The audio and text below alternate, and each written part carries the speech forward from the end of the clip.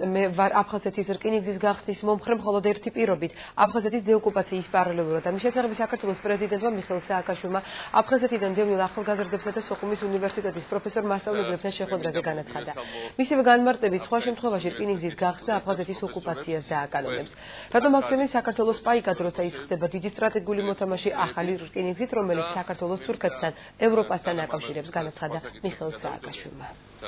მე მოვარ მომხრე რკინიგზის გახსნას მხოლოდ ერთ პირობებში აფხაზეთის დეოკუპაციის პარალელურად. თუ ეს დეოკუპაცია არ მოხდა, ეს მხოლოდ დააკანონებს აფხაზეთში მათ ყოფნას. იმიტომ რომ მაშინ სადგება ქართველი მესაზღვრე იქნება აქ, თუ იქნება აქ. ამ კითხვაზე სანამ არ გაიცემ პასუხი, ეს რკინიგზა არ არის ევროპაში მიმდინარე რკინიგზა. ეს არის რუსეთისთვის პლაცდარმი კავკასიის დაპყრობის, სომხეთ და აზერბაიჯანს გავლენის მოპოვების, ირანზე გასვლის.